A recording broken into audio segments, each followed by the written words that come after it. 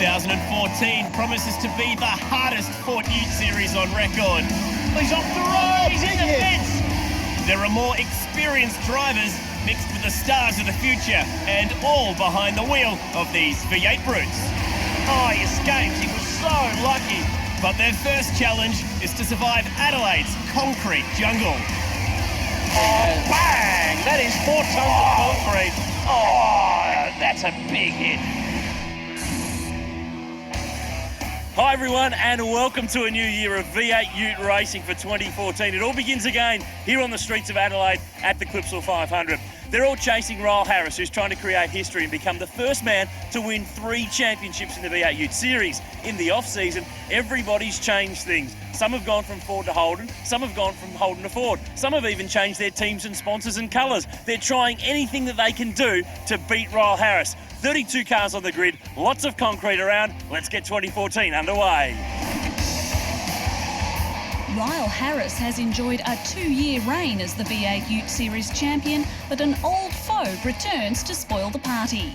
Grant Johnson is back. This time, the former series champion is driving a Ford instead of a Holden, and for the first time in V8 Ute history, there will be a pair of 2-time champions racing against one another. The mind game thing doesn't work on me, it never has. So, we just do our own thing. We obviously know how to win championships, so I'll just keep doing what I'm doing. Car speed we lacked last year, but we're going to rectify that this year. We've got a good car, a good team, a new sponsor, and all-purpose pest control, and going to be pushing hard to get those guys a good result. While Harris and Johnson may battle it out for that elusive 3rd title, perhaps their greatest challenge will come from another driver who returns to the series. George Medicki has been competing in the Dunlop Series the past few years and isn't likely to hold back as he gets back into Ute racing mode. It's been a while, it does feel like it's obviously a fair bit slower than the Development Series car, but I love these things. It's just ridiculous. Shouldn't be able to do this sort of stuff with a Ute. So it's good to get back in the car, and really it's just a case of, like I said, reacclimatising because it's been a little while. Last year's Rookie of the Year, Elliot Barber, switches to a new team, Murphy Motorsport, and will be looking to learn all he can from his experienced teammates, Nathan Pretty and Craig Dontis. First person you always want to be is your teammate, so I've got 2 strong teammates, so we'll see how we go, but no friends on the racetrack. My idea is to help him keep out of the steward's room, whereas he's had a fair bit of experience in the steward's room, so he can show me some of that.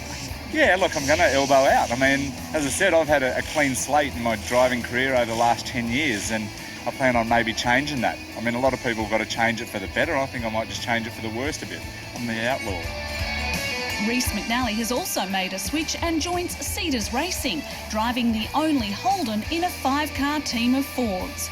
McNally and David Cedars both challenged for the championship last year and must be considered major contenders again this year. We can now bounce ideas off each other and, have a look at the Fords compared to Holdens and gains and losses and, try and sort of with the 2 makes sort of bring both cars up as opposed to sort of solely focusing on one. Having Rhys, we've got a dark side competitor joining our team now, and look, it's great. It's just bolstered our strength. We've got a top 5 driver joining our team. We've completely rebuilt his car because it was a bit sad after his season last year, so he's primed, and we've had a test day and he was pumped straight after the test day. He's never felt better in the car, which is good. It's going to keep me on my toes, that's for sure. Drivers will also be on the lookout for Chris Walton. Last year he was on the pace but hit everything except the safety car. Massive hit. That's big. With 32 Ford and Holden V8 Utes ready to rumble for the first time this year, it's game on for what promises to be another classic weekend of bump and grind through the streets of Adelaide.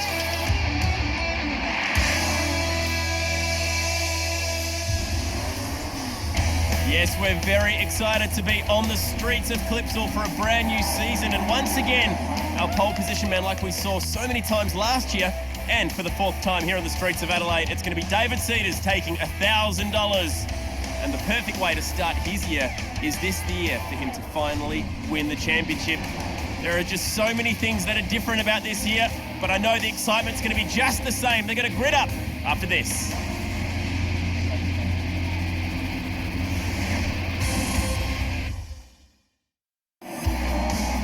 This round, we profile one of the veterans of the category who returns to the series after a 2-year break. They call him Hollywood, George Elliott.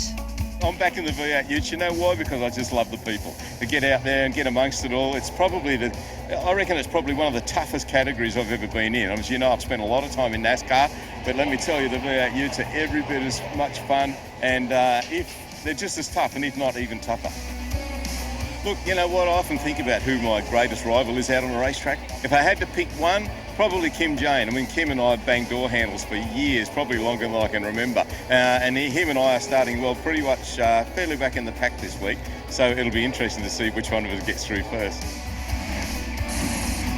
Good to have the fast track racing entry back. The 91-92 champ, Hollywood Elliott, Alex Davison alongside me for a brand new season of the Utes, protected by Hawkeye. And they'll probably need the protection around this track. I'm happier watching from the sidelines than being out there because these guys are crazy, and it started before we even got to the first race in qualifying. Oh, man, Cam Wilson up the back of Jordan Skinner. Both cars out for the weekend. Very disappointing for Wilson. That was a brand new car since his big smash up in the Gold Coast. Race 1 highlights. Cedars on the front row alongside Walton.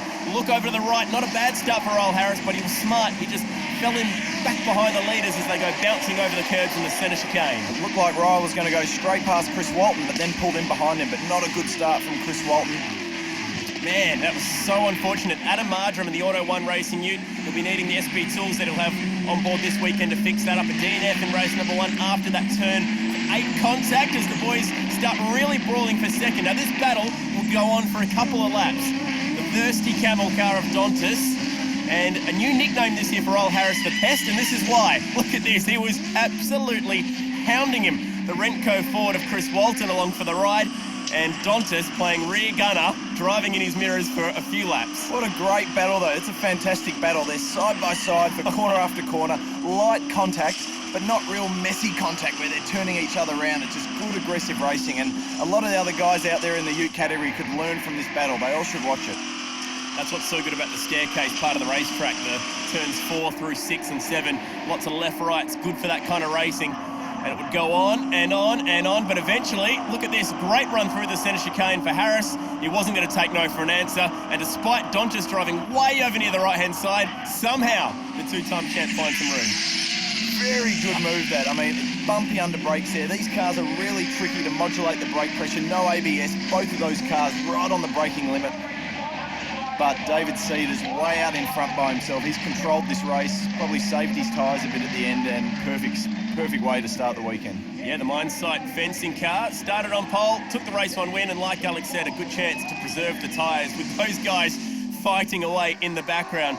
Earl Harris right behind him. Interesting that Nathan Pretty made a top 10. He had pole position stripped away, but it's all Cedars so far.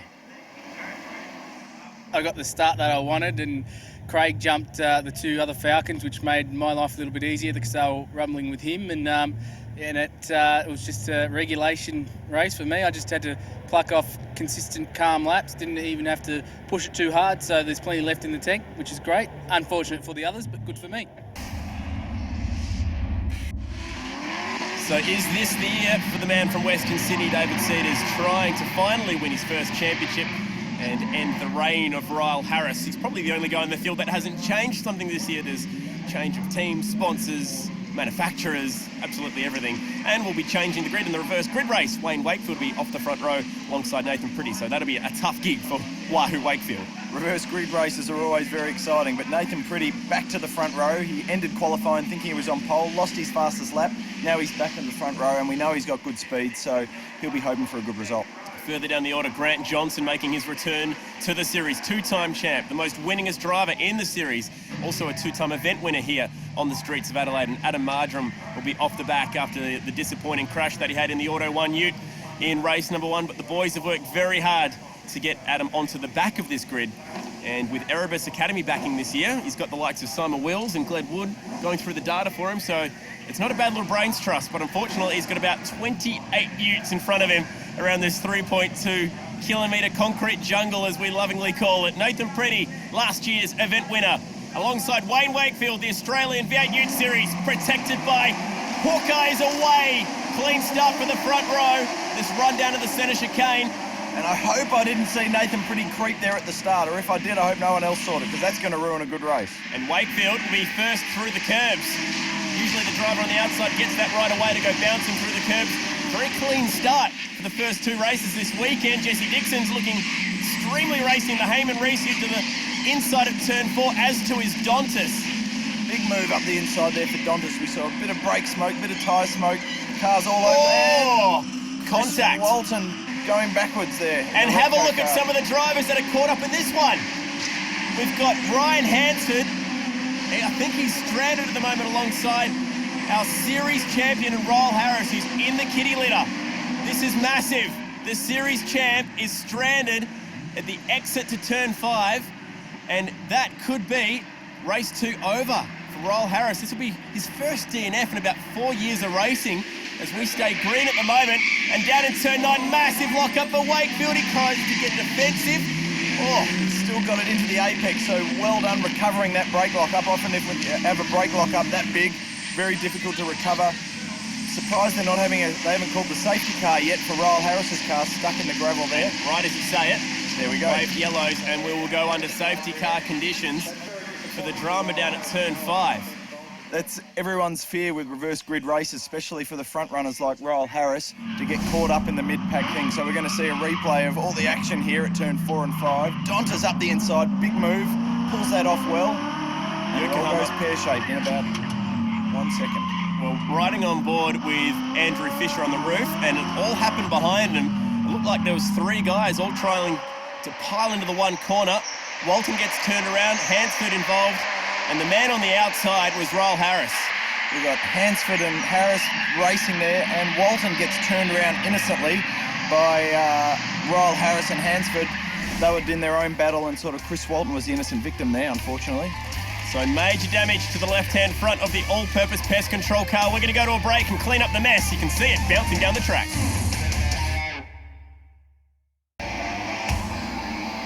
A lot of trouble on the streets of Adelaide in race number 2 for the Australian V8 Ute Series, protected by Hawkeye. Our series champ is limping back to the pits as we go green. Wayne Wakefield will bring us to the green flag. And Nathan Pretty will be trying to get a good run through the first chicane here. He'll be keen to get to the front of the pack. Interesting to see how this race pans out here, but everyone's going very cleanly and quite conservatively through the first chicane this time. Newland on boards as we lock up with Reese McNally forcing his way through. Up the inside he goes. Big move Elliot there. Barber. Big move, and he pulled it off really well. Nice, aggressive, clean move. Big commitment, but he pulled it off well. Mediki just getting stranded on the outside of all this in the iSeek Wake Up Ute. He's now racing a Commodore this year. Warren Millett owned. This is going to get a little bit tight. Hold on. And on board with Craig Donnis, he'll be looking to take advantage of these guys running into each other. He's got a good run up the straight towards turn 8 here. Always a bit sketchy when we see cars side by side into turn 8, but up on the limiter too, he'll make that move. The approach to turn 8, 180, 190 k's an hour. He'll go whizzing past the wall, and he moves past Andrew Fisher. And goes one more spot up, but it's still Wakefield at the front as we go hard onto the brakes. Down at turn 9, slowest part of the corner, slowest part of the track, I should say. And there's the man who won race number 1 in the middle of all that as well. David Cedars with Jeremy Gray closely behind him. Won the 10 Years of Legends race here when he was sharing the drive with Slick Mediki. we're on board with Andrew Fisher here, looking back at his teammate and race 1 winner, David Cedars. Be pushing hard to fight his way through the field, down sort of towards the back of the top 10 here. All nice and clean and tidy so far. I can't see it staying that way till the end of the race. Especially at a place like Adelaide, especially on the street circuits. Actually, on that subject, Nathan Pretty was so successful on the street circuits last year because of curbs. As we go on curb cam, he was just so good at handling the curbs. He was a winner. Oops, as we see Spud Wood with problems at the moment, the Battery World Commodore. Just going to say, facing the wrong direction. So he's looked around maybe the exit to turn 14. Yeah, Pretty's car, the CQ Group Commodore. He was so strong on the street tracks last year. He had a round win here in Adelaide. He was strong in Townsville, winning there as well. The way that his car handles the curves, but it's a different shock package this year. For the Utes have gone to the Super Shock. They can't make adjustments to them this year as we check out the replay for Yokohama. What happened down here with Spud Wood? He's got a bit of help there, but nothing he could do about that. And that was, yeah, the 2-time champ up alongside him as well. So Grant Johnson's come back to familiar territory and getting the elbows up. And Jesse Dixon in the Heyman Reese entry looking really strong here, putting pressure on Nathan Pretty. They haven't got around Wayne Wakefield yet. He's doing a great job out in front. So plenty of change in here as well. The Heyman Reese ute has made the switch this year. He's gone over to be part of Image Racing, Terry Wyhoon's own team. They also race in the development series, the Dunlop series, with Jack LeBrock and with Taz Douglas. And behind him, Stratco ute, that's made the change as well from Terry Bull Racing to join the massive team at Cedars. Newlon on board with Elliot Barber. He too has made a change from Cedars, and he finds new ground this year in a Holden with Just Car Insurance on board, one of the better looking utes as well. Really nice paint job. Everyone's getting quite spread out. There's no one putting massive pressure on anyone else at the moment. There's sort of, you know, 1 or 2 ute length gap between each car as they go through the field. So very evenly matched, all the V8 utes. Good chance to test out the new shock package at a place like this as we go bouncing over the curbs at the centre chicane. Chris Walton trying to push on through. Here we go.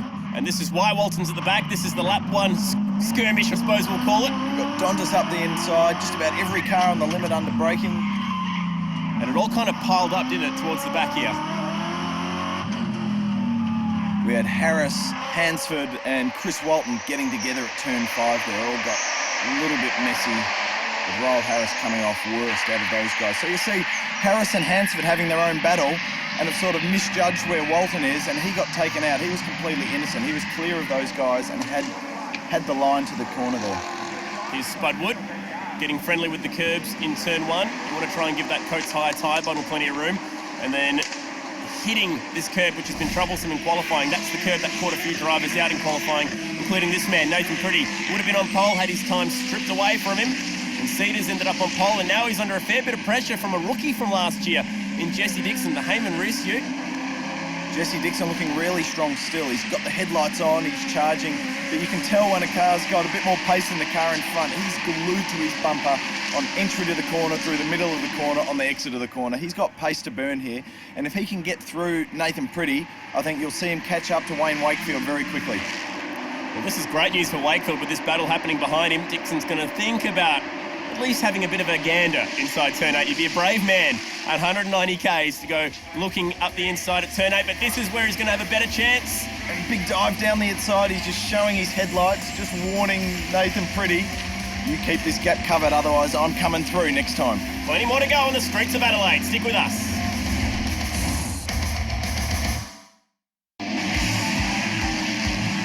The reverse grid race for the Australian V8 Ute Series. Protected by Hawkeye, and this is a good chance to have a look at the new shock packages that we were talking about earlier. Suspension componentry, Craig Dontas bottom right, Andrew Fisher top right. First thing you'll notice is Craig Dontas' Holden Commodore has an independent rear suspension. Obviously the Ford Falcon of Andrew Fisher has a live rear axle, so really great camera view there, seeing how the two different rear ends work. But everyone has Oscar Fiorinado's Super Shock absorbers this year, and I reckon definitely the cars look a lot more compliant and have much better shock control than what we've seen in previous years. The cars are looking much more stable over the bumps and the curbs. So that's great for all the competitors, makes the cars a bit nicer to drive. And it is quite technical, you know, it's great that we've got good quality shocks and brakes in these cars, but not too many adjustments. It all comes down to driving the cars as well as possible. This battle for second, which is all queued up, I suppose, behind the leader, and Wayne Wakefield's pretty good right now. Just on those shocks as well, they reckon a lot of drivers saying that the Holdens, especially some exit understeer in the corners, because the rear is so soft, it causes all that weight to end up in the rear. But it's all about making the changes and adapting to what the car feels like when you're out there driving it. Maybe that's why we haven't seen so much pace from Nathan Pretty that we saw on the street circuits last year, because it's under so much pressure right now from Jesse Dixon, who's getting really confident. He's getting really impatient too, I think you'll find, and it's nothing worse than when you know you've got quite a lot of car speed, more than the guy in front of you, but you just can't find a spot through, can't find a way through. So he's got his headlights on, he'll be looking for just half a car with gap, I think, and he'll be in there. Riding on board with Jero Gray, who was going to have a bit of a name changer here. Apparently it was going to go from Lost It to Shades of Grey for this year, but still got the old nickname on for the weekend at the moment. He's got Grant Johnson, Grunter, the two-time champ. A bit of a bump and run. Nudge there up but he got it up the inside, sort of clean. The move was clean, but he had to give him a bit of a nudge to get it up there. But that's what ute racing's all about. It's Jeremy Gray won't forget that, and if he gets an opportunity to do the same, I'm sure Grant Johnson's going to get his back. Back with the leaders. It's still Wakefield at the front from Pretty. Dixon in third, McNally in fourth, and bringing out the rear of this little top 5 battle, Elliot Barber having a pretty good run and a new car for him this year, making the switch over to Holden. And Jesse Dixon still, here we go. Oops, now this is turn 14. Not where you're going to find the most amount of grip there. Yes, that's the action line markings ute of Leighton Barker, the Tasmanian, getting stranded, a bit too much action. And our pole man and race 1 winner, Ian David Cedars, goes to the inside of Craig Dontis. Fairly clean move at turn 14, and now it'll be Andrew Fisher's turn. Here we go, the battle at the front. Jesse Dixon having another look up the inside of turn 9, and he's got most of his car in there. Oh, Pretty. But Pretty hangs around the outside. Yeah, he didn't quite close the door. Jesse had the right idea there. I think you'll find he'll have another crack at that as soon as he gets an opportunity, and he'll make sure he'll get that little bit more of his car in the hole. If he just gets at least wheel to wheel with him, Nathan Pretty's not going to be able to hang around the outside, but great racing. Anytime you see these cars go side by side for 1 or 2 corners, it's cool to watch. And now Elliot Barber, last year's Rookie of the Year, nephew to Marshall Brewer, former NASCAR star. NASCAR getting a fair old mention today, along with Kim Jane and George Elliott. There's a few old NASCAR traits still getting around out on the Ute Series today. You can see Elliot Barber's got the Motec shift lights built into his steering wheel there, very V8 supercar-like. Make sure he can shift gears at precisely the right RPM to maximise, his engine performance. Not many of the Utes have got those sort of, LED shift lights built into the wheel and stuff, so good to see. Through the staircase we go. Can Jesse Dixon get a run? Because this will be the last lap. He'll have to try and set up the move through turn 6, which is where we are now, and then turn 7 especially. Get a good run out the exit. So focusing on a good exit here at turn 7, but most importantly, you've got to get a good run through turn 8, and it's very difficult because when you're right up the backside of the car in front of you, you can't see that inside wall, and if you clip it, we all know what happens. It's the dreaded turn 8 happens. So here we go. He'll be trying to get on the power early. He's a little bit too far back. It's going to be a big lunge into turn 9 if he tries to have a crack here. It's not going to happen. Not there anyway. He might have one more crack at turn 14 if he can pull a surprise move. Or he's going to be worrying about finishing third because Reece McNally and the Stratco Holdens also going to have a crack at this. I think Pretty might have done enough to hang on to second at the moment. But Wayne Wakefield's held onto his first spot. Not often that we see a reverse grid race and the guy who starts pole, keeps it out in front. So that's right on the limit under brakes with the inside front wheel locked on the last corner. This is huge. Great result. Fantastic drive. He's actually pulled away from Nathan Pretty on the last couple of laps there. We can hear him yoo-hooing over the radio. And I didn't want to go putting any curse on him beforehand, but that is his breakthrough win in the Ute Series. Congratulations, Wayne Wakefield from Peters Motorsport, the Tyre Power Shot and Go Energy. Oh, man. Whew. That is a very hard-earned win. He's been at that for a number of years. The former touring car star started on the front row of the Bathurst 1000 with Stone Brothers Racing back in 2001, 13 years ago, and his journey leading him to this point, finally a winner in the Australian V8 Ute Series, protected by Hawkeye. Nathan Pretty hanging on for second in that fantastic battle, and David Cedars up to 7th. Well, Wayne Wakefield, a first ever victory. That's got to feel pretty special in this category. Yeah, it does. I've finally broken my duck. It's taken 12 months, but I've got myself a better car this year. I've jumped in the ex-Ryan Hansford car, and it's proving trumps straight away. We've been on the pace all weekend, so really happy with that. Bit of a dark horse in this championship, perhaps. Oh yeah, don't count me out. I've won a few championships before. I know what it takes to win one. So I'll be knocking on some few people's doors, that's for sure. Congratulations, Wayne. It's been a big weekend so far. There's been the usual carnage that we can come to expect from this series, and we've still got one very important, very exciting race still to come. The Clipsal 500 Adelaide event, one of the marquee events in the Australian motorsport calendar. V8 Supercars making the trip back to Adelaide along with the Utes. Just wouldn't be Aussie racing without Utes being there. And for the 14th season in a row, we'll be starting our campaign, our journey on the streets of Adelaide. Final race for the weekend. Let's check in with some of our onboards. New on board with Elliot Barber, the Just Car Insurance Murphy Motorsport car that we saw campaigned by Jeremy McLeod last year, and Craig Dontis. Local boy looking for his first V8 Ute podium this weekend. Amazingly enough, I thought he would have had lots just watching V8 Utes over the years. He's always up the front, but it'd be great to get your first V8 Ute podium at your local event.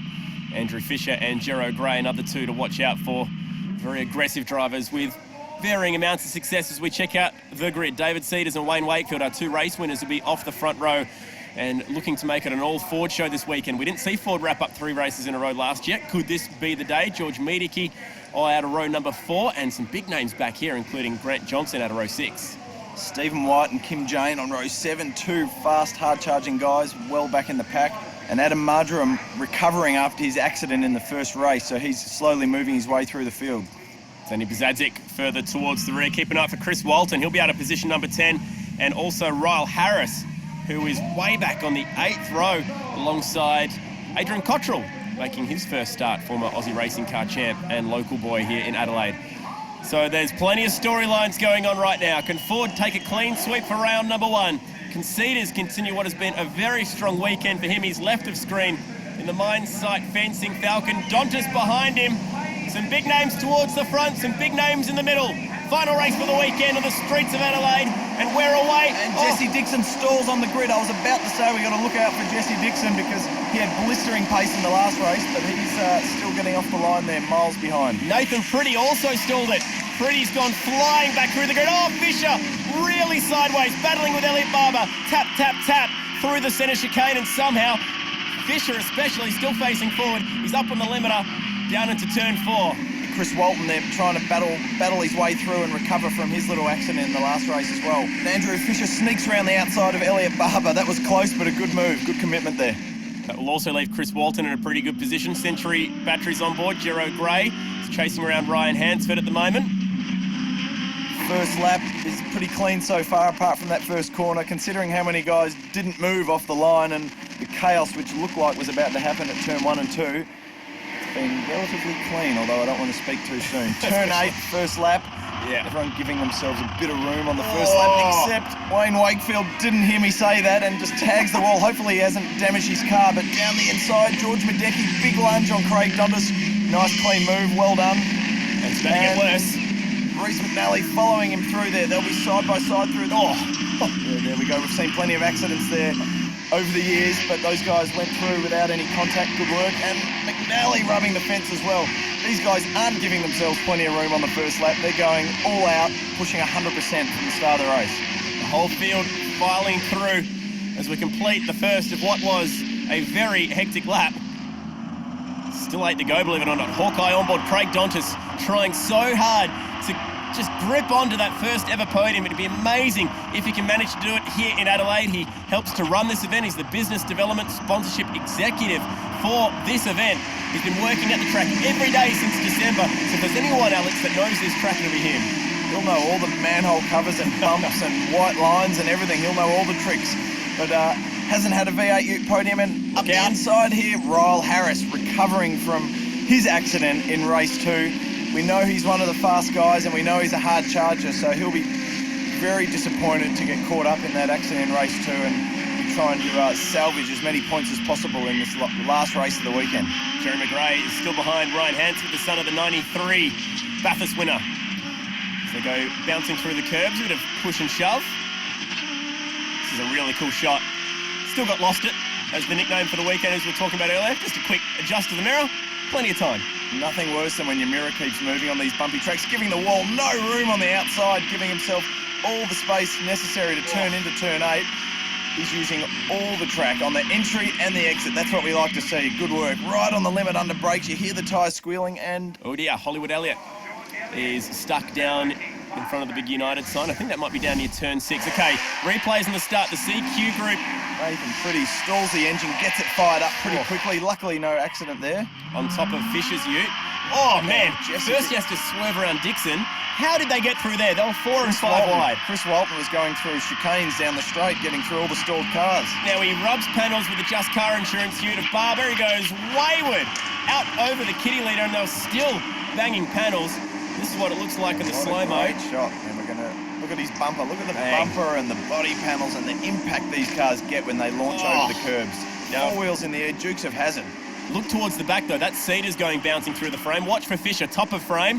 He'll get very sideways with Barber up the inside. The back end steps out on him. did a really good job to gather that up. That was on that could have been a massive moment. Yeah, but they all got through. That's what we like to see. Good close racing. Bit of contact's always fun. But we want all the cars to get through each corner without any major accidents. Look at Andrew Fisher. That car was facing almost 90 degrees the other way about 5 frames ago. Yeah. He's going to come bashing into the kitty litter as well. He might just get away with it. We've seen a few cars take the cross-country version through there as the boys are still at it at the front. Wakefield getting defensive. He's got the big wake-up sign behind him. We'll be seeing it full in his mirrors.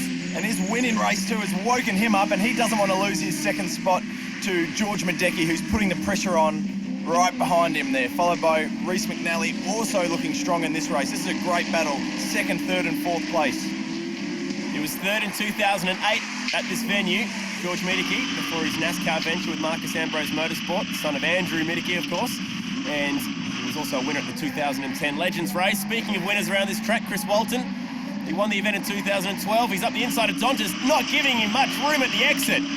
Oh, banging doors. All down the straight. Dontas putting his hand up saying, "What are you doing, mate?" But he's got the line for the first chicane. Although he's going to back out of it. Very late on the brakes, Chris Walton. He's a hard charger. He doesn't give an inch, but this is great racing. Bit of contact down the straight. Isn't normally that smart, but bugger it, it's ute racing. We love it. Chris Walton comes across as the kind of guy who would never lose a blinking contest or a staring contest to me. As Royal Harris is up the inside of Barber, and Grant Johnson's going to trade a bit of paint in this as well. Thankfully, they're both blue, so they won't ever realise it. See these guys using all the curbs a lot more than what we've seen the utes be able to do in the past without bouncing all over the place. So the Super Shock's getting a good workout this weekend already. One thing you have to do, though, with these new shocks is be very patient when you're picking up the throttle at corner exit to avoid the understeer. We just heard a good example then through the exit of turn 7 and the approach to turn 8 so fast, 190 k's an hour. These cars weigh about 400, 500 kilos more than a V8 supercar. They have nowhere near the amount of aero. The tyres are different. Very hard navigating through turn 8. Grant Johnson knows that when he broke ribs through there a few years back. Andrew Fisher also up the inside of Spudwood. See a bit of damage front and rear on Royal Harris's car already in his battle through the field. Car looks like it's still running well, but it's always a big fight in the V8 utes. It's going to go for a fight to the checkered flag. Quick break. We'll finish this one off very shortly.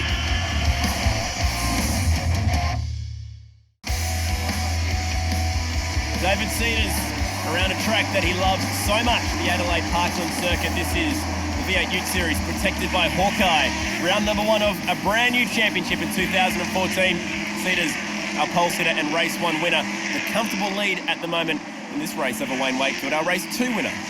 As is often the case, we haven't talked about Cedars too much because he's so far in front we haven't seen him, but he's had unbelievable pace. I mean, no one's been able to get near him all weekend pace-wise. As soon as he gets out in front, he's just disappearing into the distance, which is great when you can do it. So good job there from the Cedars team, preparing a great car for him. But we're on board with Elliot Barber here in a fierce battle.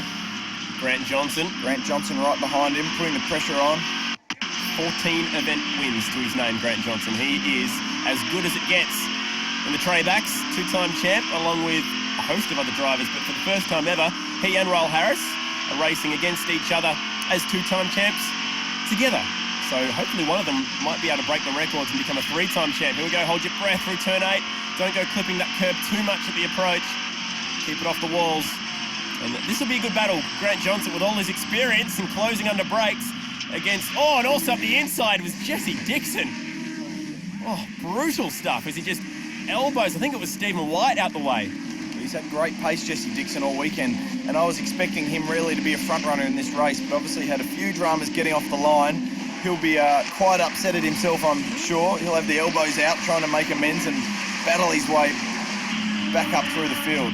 Yeah, big changes for this year for Jesse Dixon, the young man living in Sydney. He made the change over to Image Racing. And Kim Jane in front here. We haven't seen much of Kim this weekend. Qualifying, had dramas in qualifying, starting last on the grid. So he's been another driver that's been on a big fight up through the field from across these 3 races. Kim Jane lunched a motor, putting the car on the transporter recently. You know you're having bad luck when that happens. Everything went wrong in practice and qualifying, but it's still a better weekend than he had last year when he completely tore up a car through the centre chicane. So if anything, they can take that as a silver lining. Oh, this is getting good. Oh, and this is getting nasty. Big damage there. Peter Bennett has had a big one. And this is in the centre chicane. It's dusty, it's messy, and a lot of damage to the left front. I was about to say this will probably bring out the safety car, which is not what David Cedars wants, unless he can keep that thing moving. Good fighting spirit there. Get it back to the pits by any means possible. You never want to have to walk back. He had a couple of big moments last year, and he's had another big one here. Now, he hasn't come through yet. He'll be at the top. Let's see what happened. Oh, he's missed the turn-in badly, hasn't he? Got a bit loose on turn-in, run it a bit wide, but he should have just straightened the wheel up here and gone straight across the chicane, but he hasn't caught it. Uh-oh. And whenever you hit these curbs sideways, they can flick the car in any direction possible. That's Rally of Finland stuff. That's hang time. Yeah. Ken Block would be impressed with that. Now he's going to go into the kiddie litter as well. The steering So which wall does he hit? Steering wheel doesn't work too well when all four wheels are up in the air, unfortunately. And unfortunately, they're pointing that way across the frame. So when it lands, I get the feeling that's where we're about to see him go, unless it's going to dig into the kiddie litter. Look at the left rear tyre almost popping off the rim. Has. He's popped that tyre off the rim there on the impact. That's an incredible shot. Now he's one-handed. He's just... Sometimes Alex just got to let go of the wheel. It's a huge tank slapper, and he's still on the gas. The rear wheel's still spinning. Respect. Okay, I don't know what it is, but it's he's lucky to get away without a bigger accident there. He's been able to drive it back to the pits. Man, we'll be in Bathurst by the time this crash finishes.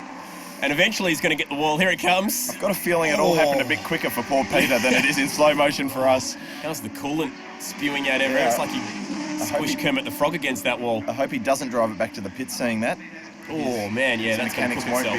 Look at it. Won't be happy, and the other drivers won't be happy if he tries to drive that back to the pits with all that coolant coming out. It would have put, actually, that's a good point, it would have put a bit down there in turn one, right on the racing line, isn't it, through the exit of turn three. Amazing pictures as we check back in with our leader. He celebrated his 100th race at a track where he won on debut back all those years ago now for him, and he's had, I think, 3 event wins here already. So he loves this track, David Cedars. Race number 100 came in race number 2, the reverse grid race for the weekend. Unfortunately, he couldn't cash in with a win, as Jesse Dixon finally gets up the inside of Grant Johnson. The white dog's going to get part of this. He's the silver dog this weekend. Yeah, Jesse Dixon still got the headlights on, pushing hard up to 9th place now. I don't even know what he dropped back to after he stalled at the start, but he was very deep back within this V8 Ute field, which is not a fun place to be. Whoops, this is Graham Stewart, local racer. Bit of circle work. Doing donuts. He looks like he's part of the stunt team that's out there in between all the races. Mingo, you reckon? Yeah, Could get a new job. Exactly, but he's got away unscathed. Here we go. We're going to see a replay. Turn 11 here. Oh, Spudwood nails the wall. Using a bit too much road. Okay, centre chicane, we're riding on board with the Thirsty Camel, Craig Donta's car. The Hawkeye on board, it's Royal Harris in front of him. Oh, Harris pushes hard into the wall. Coolant? I reckon that was coolant from the accident a couple of laps ago, because he was online, everything looked perfect, and all of a sudden he had a real nasty little sort of slide. He slipped on the banana peel. Wow. He's got damage to his car. You can see it's not steering properly. It looks... I imagine there would have been debris flags, the red and yellow flags down in that area, whether or not it caught him by surprise. Not too sure, but Royal Harris... struggling now. There's only 1 lap left after we finish this lap, so I'm sure he'll limp this car home, but he's still up and he's still at top speed. Or he'll be nervous coming up to turn 8. He'll be going, have I got damage? Have I got a tyre damage? Have I got steering damage? But you don't want to back off. He's got through there, but he would have been holding his breath. There's nothing worse. But you don't want to back off. He's still in the race. He hasn't lost a spot or anything, so he'll be just wanting to get through this last lap without anything else going wrong. And he's like a wounded animal with all of the predators chasing him down, including Elliot Barber and Grant Johnson. He's got about 3.5 Ks left, and the boys are battling for position behind him as well. This is Fisher and White. Oh, turn 11 is not a good corner to go side by side through. Have they got through?